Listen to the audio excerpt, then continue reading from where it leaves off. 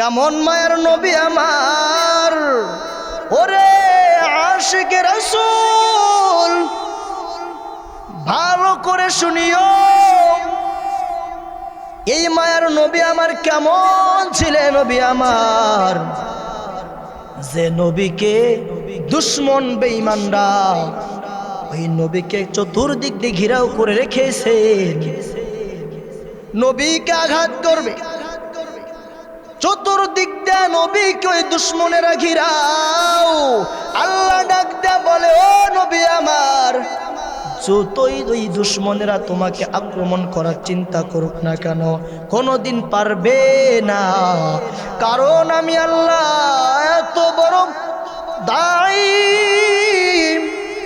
ও নবীর উম্মতের দলেরা, একটা বার দিলটা লাগাইয়া শুনবা, দুশ্মনেরা যখন আমার মায়ার নবীকে আক্রমণ করলেন, আল্লাহ তাআলা ডাক দিয়া বলে, ও নবী আমার, ও দোস্ত আমার, ও বন্ধু আমার, ভয় নাই, কোনো টেনশন নাই, কোনো টেনশন নাই। কারণ দুশ্মনেরা যতই চিন্তা করুক কোনোদিন সফল হতে পারবে না। দুনিয়ার মানুষের আরে করোনা চলে আসছিল, করোনা বিদায় হয়ে গেল। এই করোনার সময় কত মানুষ মাস্ক পরিধান করেছেন, কত মানুষ আয়নার ঘরে গৃহবন্দী হয়েছিলেন। কিন্তু কথা শোন, আল্লাহ বলে, আমি আল্লাহ যদি তোমাকে বাঁচাইতে চাই, কোনো দিন তোমাকে গৃহবন্দী হওয়া থাকা লাগবে না, মাস্ক পরিধান করা লাগবে না। আমি আল্লাহ তোমাকে এমনিতেই অটোমেটিক বাঁচাইব, ঠিক কিনা? রাজশাহীর যুবক, দিলটা লাগাইয়া নরম করিয়া শুনবেন, জিহাদি সাহেবের বয়ান। আল্লাহর জাতের কসম কইরা বলি রে বাবা, আল্লাহ পাক বলে, হে বান্দা, যদি আমি তোমাকে মারতে চাই, দুনিয়া থেকে বিদায় করতে চাই, তোমাকে আয়নার ঘরে থাকা লাগবে না, তোমাকে মাস্ক পরিধান করা লাগবে না। যদি তুমি ওই পাহাড়ের নিচে লুকায়া থাকো, ফাআইনামা তুওয়াল্লু ফাসাম্মা ওয়াজহুল্লাহ। এরে বান্দা, তুমি যদি পাহাড়ের চিপার মধ্যে লুকায়া থাকো, এরে নবীর উম্মতের দল, তুমি যদি ওই পানির নিচে লুকায়া থাকো, সমুদ্রের নিচে লুকায়া থাকো, আল্লাহর জাতের কসম, কোনদিন বান্দা বাঁচতে পারবি না। কথা কান। আল্লাহ বলে, আমি আল্লাহ তো ওখান থেকেও মারতে রাজি আছি।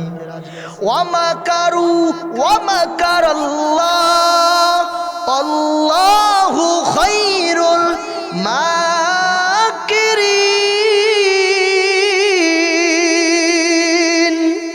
গর্ব সূরাত আদমি ইনসাবুদে আহমদ ও জাহলোহা মেকসাবুদে আদমিরা আদমিয়ত লাজমাস উদরাগার গুনাবাসত ইজামা আদমিয়াত লাহাম শাহাম উস্তেমিস জাহলোহা জুসরে এ দোস্তনিস। আমি আল্লাহ যদি তোমাকে মারতে চাই, আমি আল্লাহ তোমাকে যদি মারতে চাই, আমি আল্লাহ ওই সমুদ্রের নিচে থেকেও তোমাকে মারতে পারবো। রহমতের নবীকে দুশ্মনের আক্রমণ করলেন, আল্লাহ ডাক দেয়া বলে, ও নবী আমার, তাড়াতাড়ি একটু হাতের মধ্যে বালু নিয়ে নাও। এই বালুটা নিয়া তুমি একটু কোরআনের আয়াত পড়ে ফুদাও, ফুদার পরে পরে দুশ্মনের চোখের মধ্যে এই ধুলা পড়ে যাবেন, আর ধুলা পড়ার সঙ্গে সঙ্গে দুশ্মনা উলট পুলট শুরু করবে। নবী আপনি শুরু করে বেড়ে চলে যাবেন। ও আল্লাহর বান্দারাম, কথাটা ভালো করে বুঝবেন। আল্লাহর নবী হাতের মধ্যে একটু ধুলো নিলেন, ধুলো নেওয়ার পর এবার নবী আমার কোরআনের আয়াতটা পড়ে পড়ে যখন ধুলায় মধ্যে ফু দিলেন, আর দুশ্মনদের ওদিকে মারলেন, দুশ্মনটা উলট পুলট হয়ে গেল। আমার মায়ার নবী ঘর থেকে বের হয়ে চলে গেলেন। সোজা যায় ডাক কয় আবু বকর। আবু বকর একটা কথার উত্তরে জবাব দিলেন, আবু বকর, ও মায়ার নবী আমার, আবু বকর তুমি কি ঘুমাও না? নবী আমার আবু বকরকে ডাক দেয়া বললেন, আবু বকর ডাক দেয়া বলেন, নবী আমার, আমি একটা বারের জন্য ঘুমাই না। যেই দিন আপনি রাত্রে বেলায় বলছেন আবু বকর এবার হিজরতের সঙ্গী কিন্তু আপনাকে হওয়া লাগবে, আল্লাহর কসম আমি আবু বকর ওই দিন থেকে আর ঘুমাই না রে নবী আমার। কারণ নবী আপনার চতুর্দিকে দুশ্মনের আওয়াজ, নবী ডানে তাকাইলেও আপনার দুশ্মন, বামে তাকাইলেও আপনার দুশ্মন, যেদিকে তাকাই সেদিকে আপনার দুশ্মন। ও নবী আপনি আমাকে ঈশা দরওয়াজার সামনে ডাকবেন আর আমি আবু বকর ঘুমাবো, তা হতে পারে না। ও মায়ার নবী আমার, শুধু আমি ঘুমাই না তাই নয়, আমার মেয়ে আসমাটাও ঘুমায় না। ও নবী আমার, আসমা রুটি বানাইয়া বানাইয়া পথের দিকে তাকায়া থাকেন, কখন আমার জানি মায়ার নবী আগমন করবেন। ও নবী আমার, আমার মেয়ে আসমাটাও ঘুমায় না, রুটি বানিয়ে অপেক্ষা করতেছেন কখন আমার মায়ার নবী আসবে। ও রাজশাহীর মুসলমান ঢেলটা লাগাইয়া শুনবেন, শুধু আসমা রুটি বানাইয়া জাগ্রত থাকে তাই নাই, আমার বাধা উঠটা পর্যন্ত খুঁটিতে বাধা আছে, দুইটা চোখ একবারের জন্য বন্ধ করে না, দুইটা চোখ একবারের জন্য বন্ধ করে না। আমার উটটা ঘুমায় না, কখন আপনি আসবেন আর আমার উটের উপর সন করে আপনাকে মদিনায় হিজরতের জন্য নিয়ে যাবে নবী আমার। উটটাও একটা বারের জন্য ঘুমাই না, জাগ্রত উঠাছে। মায়ার নবী ডাকতে বল, আবু বকর এটাও কি আজও সম্ভব? কেন ঘুমাও না? মায়ার নবী আবু বকরকে এই কথা বলে চোখের পানি ফেলে ফেলে কান্না করিয়া বলে আর বলে, আল্লাহ এই আবু বকরকে আমি কি দিয়া সুপারিশ করব? আয় আল্লাহ, এই আবু বকরের সবর এখান থেকে মদিনায় তাই শেষ নয়। ও আল্লাহ, আবু বকরের সফর শেষ হবে জান্নাত পর্যন্ত।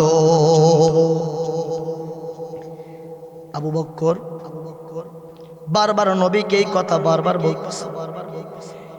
এদিকে তো দুশ্মনের আক্রমণ, দুশ্মন এই পাশ থেকে আবার আক্রমণ করলেন।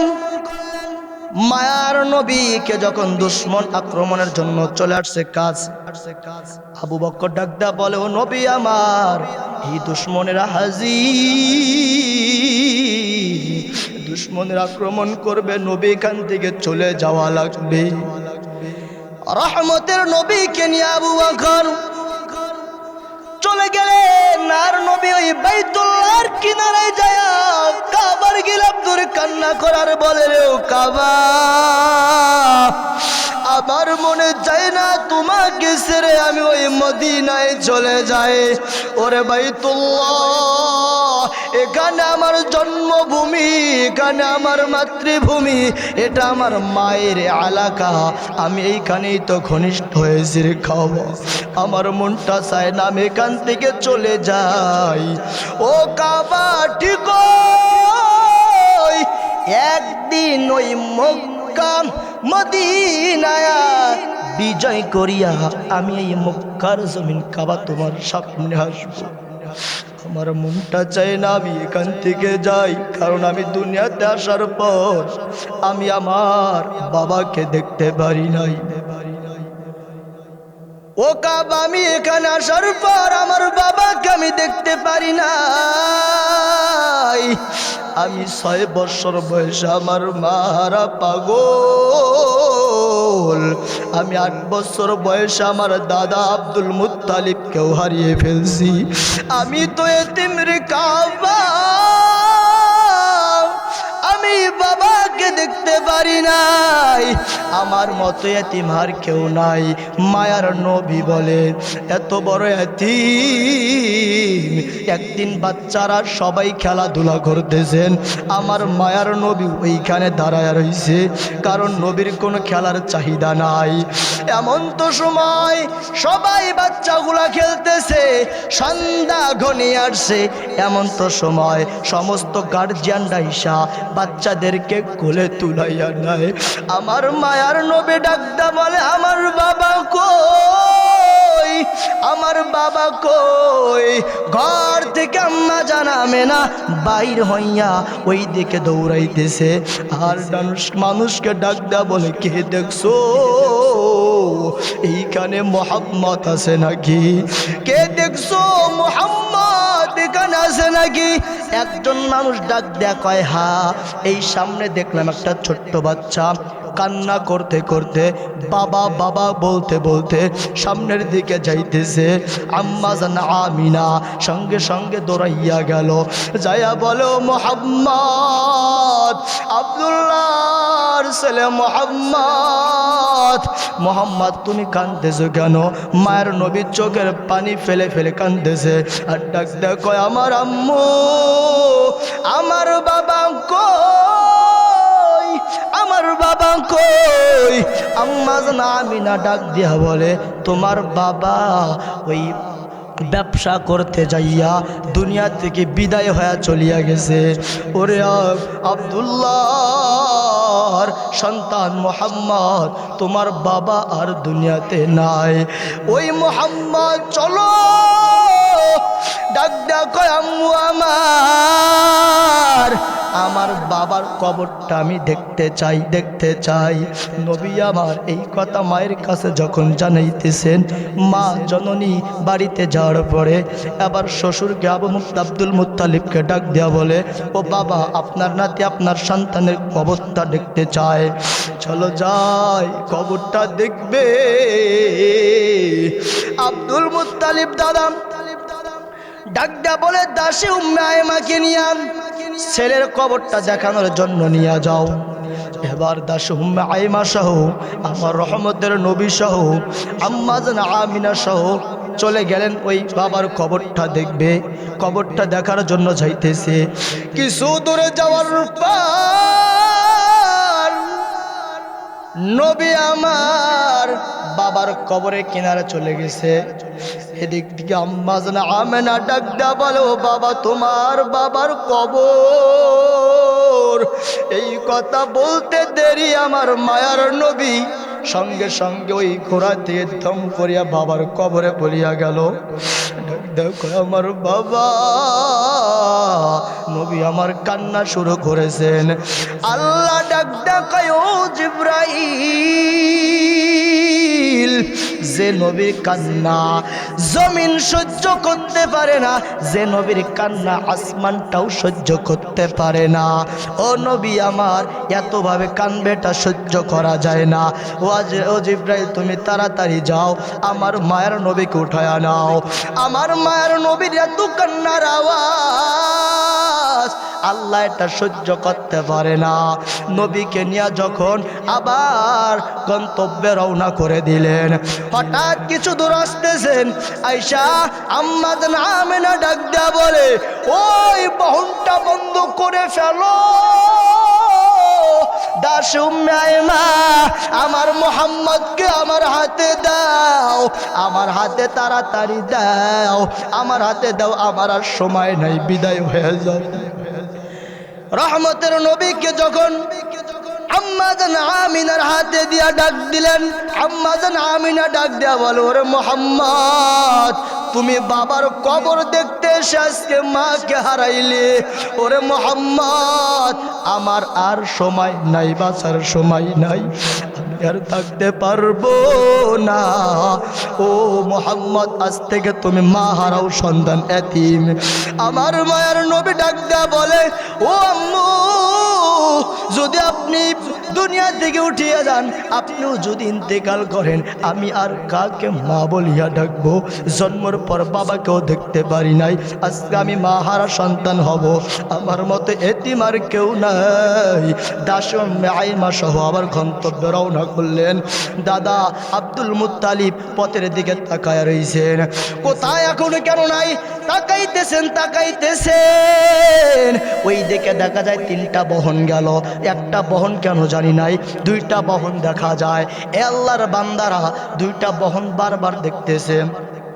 কিছু দূর সামনে আসার পর দেখে আম্মা জান আমিনা নাই। ডাক দিয়া নবী আমার দাদার সামনে পড়িয়া গেলেন, আর ডাক দিয়া কয়, দাদা আমার, আমি বাবার কবর দেখতে যাই, আমি আজকে মারা পাগল, আমার মতো এতিম আর কেউ নাই রে দাদা, আমি আজকে এতিম হয়ে গেলাম। এরে আল্লাহর বান্দারা, নবী আমার এতিমদের ওপর কত বড় মায়া জাননি জাননি। একদিন আমার মায়ার নবী মসজিদে নববীর পথে রওনা করলেন। পথের মাঝখানে দেখতেছেন একটা ছোট্ট বাচ্চা গুনগুনাইয়া কান্না করতেছে, আর সমস্ত বাচ্চাগুলা ওই মাঠের মধ্যে খেলাধুলা করতেছে। রহমতের নবী সামনে যাইয়া দাঁড়াইলেন, দাঁড়াইয়া বলতেছেন, এ আল্লাহর বান্দা, তুমি কেন এইখানে গুনগুন কইরা কাঁদতেছো? এইবার এই আল্লাহর বান্দাটা জব দিয়া বলে, ও মায়ার নবী আমার, আমার দুনিয়াতে আমার মা নাই, আমার বাবা নাই, আমি বড় এতিম রে নবী, এই দুনিয়াতে আমার কেউ নাই। আমার মায়ার নবী এই ছোট্ট বাচ্চাটাকে গন্তব্যস্থলে নিয়ে যায়, বাড়িতে নিয়ে গেলেন। যাইয়া ডাক দেখায়, ওর আয়েশা, এই বাচ্চাটাকে ভালো করে গোসল করিয়ে দাও, এই বাচ্চাটাকে তাড়াতাড়ি একটা চাদর 2 টুকরা করিয়া পরাইয়া দাও, বাচ্চাটাকে ভালো করে গোসল করাইয়া দাও, নিজের সন্তানের মতো গোসল করাইয়া দাও। মায়ার নবী যখন এই বাচ্চাটাকে নিয়ে এবার ওই মসজিদে নববীর পথে রওনা করলেন, বাচ্চাটার সামনে বাইর হইছে আল্লাহর পয়গম্বর। ডাক দেয়া বলে, ও যুবক, দাঁড়াইয়া যাও, দাঁড়াইয়া যাও, এরে সন্তান, আর একটা বারের জন্য হাঁটবেন না, এই বাচ্চাটাকে হাঁটেন না। ও নবী আমার ডাক দেয়া বলে, তুমি দাঁড়াও। দাঁড়ার পরে বলছে, ও বাচ্চা, তুমি আমার কোলে উঠে বসো। ডাক দেয়া বলে, নবী আপনার কোলে ওঠা বসার মতো আমার কোনো এখতিয়ার নাই, আমি আপনার কোলেও বসতে পারবো না। নবী আমার ডাক দিয়া বলে, ও যুবক, ও সন্তান, আমার কোলে উল্টা বয়, বয় আমি দেখাইতে চাই, তুমিও, তোমারও মা নাই, বাবা নাই, আমি নবীরও মা নাই, বাবা নাই, ওরে সন্তান আমার কাঁধে উঠে বসো, কাঁধে উঠিয়া বসিয়া নাও। নবীর কাঁধে উঠে বসলেন। নবী আমার গুনগুন করে হেঁটতে হাঁটতে হাঁটতে হাঁটতে মসজিদে নববীতে চইলা গেলেন। মসজিদে নববীতে যাওয়ার পরে সমস্ত সাহাবাইদেরকে নিয়ে একত্রিতভাবে নামাজ আদায় করলেন। নামাজ শেষ করার পর মায়ার নবী আমার, ওরে ভাই আমার, নবী আমার সঙ্গে সঙ্গে বাচ্চাটাকে কোলের মধ্যে নিয়ে বললেন, আমার ডান দিকে বসো। বাচ্চাটাকে বসাইলেন। সাহাবায়ে কেরামরা জিজ্ঞাসা করলেন, ও রহমতের নবী, আপনার ডান পাশে মেম্বার এটা কাকে বসাইলেন? রহমতের নবী বললেন, ও সাহাবায়ে কেরামরা, তোমরা কি জানো এইটা কোন বাচ্চা? জানো জানো, দুনিয়াতে মা নাই, বাবা নাই। ও সাহাবায়ে কেরাম, তোমরা কি জানো দুনিয়াতে এর মা নাই এর বাবা নাই রে সাহাবায় তাড়াতাড়ি এই বাচ্চাটাকে আমি রাস্তা থেকে নিয়ে যাওয়ার পরে তারে ভালো কাপড় পরিধান করাইয়া আমি মসজিদে নববীতে আনলাম। এই কারণে আল্লাহ ও সাহাবায়ে কেরামরা তোমরা আমার উম্মতের মাঝে পৌঁছাইয়া দিও যে আমার মায়ার নবী কত বড় এতিমদের উপর সন্তুষ্ট ছিলেন, কত বড় এতিমদের উপর দরদি মায়াওয়ালা ছিলেন। এই কারণে মদিনাওয়ালা নবী বলেন দুনিয়ার জমিনে যদি কোনো মানুষ একটা এতিমের মাথায় হাত বলাইয়া দেয় কয় ওই এতিমের মাথার মধ্যে যতগুলা চুল থাকবে চুল সম পরিমাণ সব তার আমল নামায় দান করে দেওয়া হয়। দুশমনের চতুর্দিক আক্রমণ, আবু বকর কিনে নবী মদিনার পথে রওনা। আবু বকর কিনে নবী মদিনার পথে রওনা করতেছেন। ওই হীরা পর্বতে গারুসু নবীকে নিয়ে হাঁটতেছেন, অন্ধকার রাত কিছুই দেখা যায় না। হঠাৎ করিয়া নবীর পায়ে একটা ফলসা পিন্দে গেল, নবী আর হাঁটতে পারতেছেন না, নবী পড়ে গেল। আবু বকর ডাক দেয়া কয় ও মায়ার নবী আমার, আপনি আর হাঁটতে পারেন না, আপনি উঠে আমার কাঁধের উপরে বসেন, আমি আপনাকে নিয়ে যাই। নবী আমার ডাক দেয়া কয় আবু বকর লাগবে না লাগবে না।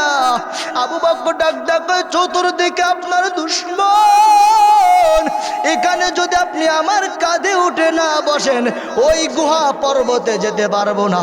নবী আমার তাই করলেন, আবু বকরের কাঁধে উঠা বসলেন। আবু বকর নবীকে নিয়া ওই গুহায় চলিয়া গেলেন। দুশমনেরা পিছন থেকে আক্রমণ, গুহায় যাওয়ার পর ওই গুহার মধ্যে যখন আমার মায়ের নবীকে নিয়ে ঢুকছে, এরে আল্লাহর বান্দা মায়ের নবীকে যখন ওই গুহার মধ্যে ঢুকলেন, ঢোকার পর এদিকে দুশমনের আক্রমণ করছে, কিন্তু গুহার দিকে সব কিছু দেখা যায়, একটা বারো গুহার ভিতর অন্ধকার আলো আসে না। আবার মায়ার নবী কিনা যখন গুহায় ঢুকলেন, চতুর্দিকে দুশমনের আক্রমণ। আবার ওই আবু বকর দেখতেছেন গুহার ভিতরে স্পষ্ট সব দেখা যায়। দুশমনরা যদি সামনে আইসা গুহার দিকে তাকায় সঙ্গে সঙ্গে আমাদেরকে দেখতে পারবে। মায়ার নবী তো অসুস্থ, গুহার ভিতরে আবু বকরের রানের মধ্যে আমার মায়ের নবীর মাথা মোবারকটা রাখলেন।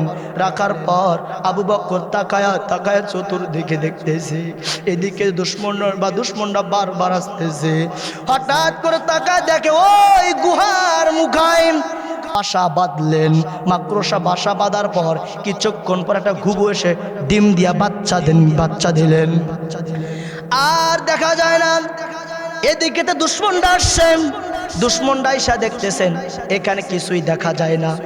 আমার মায়ের নবী ওই আবু বকরের রানের মধ্যে মাথা দিয়া ঘুমাইতেছেন। আবু বকর এদিক দিয়া ওই গর্তের ভিতরে বড় বড় ফোকা ছিলেন, গর্ত ছিলেন, কারণ আমার মায়ের নবী এত বড় দামি, এত বড় দামি। আমার মায়ের নবীর জন্য ওই গর্তর পিপিলিকা পাগল, আমার মায়ের নবীর জন্য গাছগুলা পাগল, আমার মায়ের নবীর জন্য ওই আকাশের মেঘখণ্ডগুলা পাগল, আমার মায়ের নবীর জন্য ওই জঙ্গলের প্রাণীগুলা পাগল, আমার মায়ের নবীর জন্য সবাই পাগল। আমার মায়ের নবী যখন ওই আবু বকর রানের মধ্যে মাথাটা দিয়া ঘুমাইতেছেন, এরে আল্লাহর বান্দা ভালো করে শুনিয়া নাও। এমন তো সময় আবু বকর প্রত্যেকটা গর্ত যখন বন্ধ করতেছে, নিজের গায়ের জামাটা ছিঁড়ে ছিদ্রগুলা বন্ধ করতেছে, একটা ছিদ্র আর বন্ধ হয় না, একটা ছিদ্র বন্ধ করার মতো কোনো সিস্টেম নাই। আবু বকরের পায়ের ওই পুরো নখটা দিয়ে বন্ধ করলেন। আবু বকর যখন ওই পাটা দিয়ে ঢেকে রাখলেন, রাখার পর ওই গর্তর সাপ কত আমার মায়ের নবীর জন্য পাগল, আমার মায়ের নবীকে দেখবে বলে রে। এরে আল্লাহর বান্দা ভালো করে শুনিয়া নাও, একটা বার দিলটা লাগাইয়া শুনিয়া নাও। আজকে তোমার নবীর উপর মোহাব্বত নাই, নবীর সুন্নত আঁকড়িয়া ধরতে পারো না। এরে আল্লাহর বান্দা, নবীর সুপারিশ ছাড়া জান্নাতের ময়দানে যাইতে পারবা না, জান্নাত তোমার জন্য ওয়াজিব হবে না। কেমন মায়ার নবী আমার! আবু বকর যখন পাটা দিয়া ওই গর্তটা বন্ধ করলেন, সাপ আবু বকরের পায়ের মধ্যে সবল মারলেন। আসলে এই সবলটা আবু বকরকে উদ্দেশ্য কইরা মারার কোনো কথা না। এই পাগড়টা কেন মারছে জানো? এটা মারার উদ্দেশ্য হলো আমার মায়ার নবীর, নূর নবীজির চেহারাটা দেখবে বলে। আল্লাহ আল্লাহ, মায়ার নবীর চেহারা দেখবে। এরে ভাই, নবীর চেহারা দেখবে বলে আবু বকর পায়ে সবল মারলেন, ওই গর্তের সাপ সবল মারলেন।